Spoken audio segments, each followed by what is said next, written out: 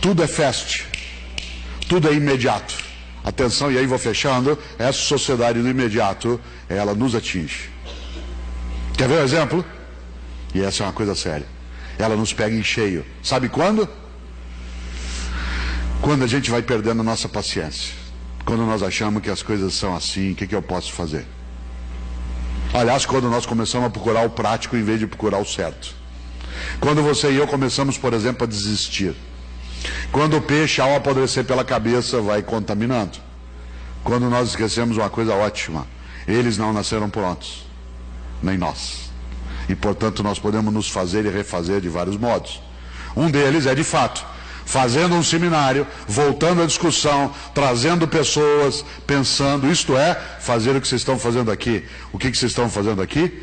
Nós estamos aqui nesses dias para recusar a ideia de que não há alternativa de futuro, de que as coisas elas estão numa saída que está fechada. Ao contrário. Mas para isso, evidentemente, você e eu precisamos afastar o mais poderoso elemento negativo no nosso tempo, que é a ideia do carpe diem. Hoje você é incentivado o tempo todo numa sociedade comunista, e quando eu digo comunista não é socialista, comunista de partilhar de forma comum o Deus mercado. O tempo todo fica em torno do consumo de bens materiais. E é uma sociedade que te impulsiona para dizer o tempo todo: aproveite o dia. Carpe diem, que aliás é um lema do mundo romano na decadência. Pessoas repetem carpe diem como se ela fosse uma coisa do mundo romano, do aproveitar a vida, mas ela é da decadência do Império Romano. Quando o Império Romano estava esboroando, aí a regra era: salve-se quem puder, cada um por si, Deus por todos, aproveite o dia, viva cada dia como se fosse o último, porque senão um dia se acerta. Olha só. E aí o que acontece com o jovem?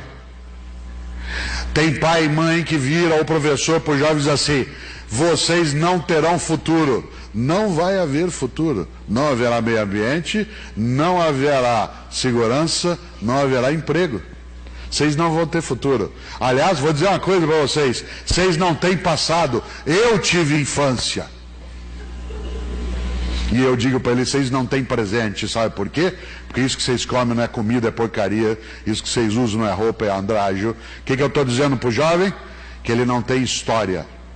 E quando eu digo para alguém que ele não tem história, só resta a ele uma alternativa: viver o presente até o esgotamento.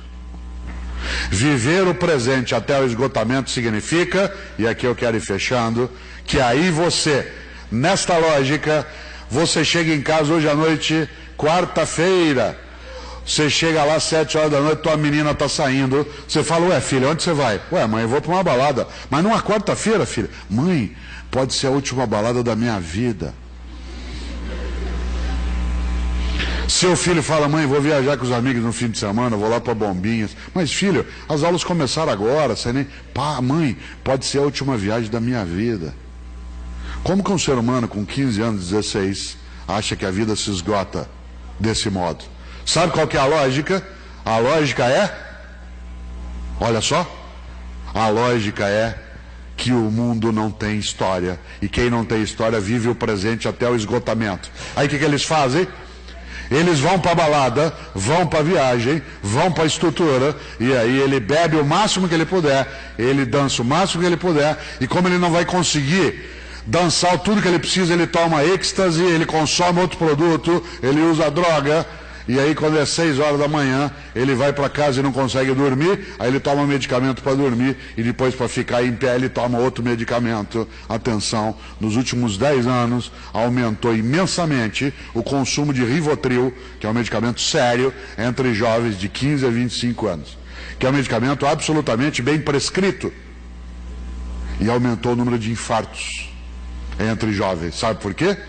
Porque de repente ele vive a vida no limite do turbinamento. Isto é, fazer o giro do motor funcionar o tempo todo em alto estilo. Ele está sempre fazendo alguma coisa, estão sempre correndo para lá e para cá. E aí de repente ele fica pasmado, quieto no lugar. Aí você olha e pensa assim, e eu quero aproveitar esse minuto final para pensar essa ideia. Olha só, construir uma personalidade ética exige de nós um trabalho concomitante de construir uma família ética, uma escola ética, que, entre outras coisas, claro, precisa deixar qualquer possibilidade que você ou eu tenhamos de cinismo, isto é, alguém tem que fazer alguma coisa. E a segunda é sermos capazes de aprender, conhecer, estudar, isto é, de nos prepararmos. Porque o nosso trabalho só terá sucesso se ele for marcado pela amorosidade. Mas a amorosidade sem competência é mera boa intenção. Uma amorosidade tem de ser competente. E para ela ser competente, ela precisa se preparar.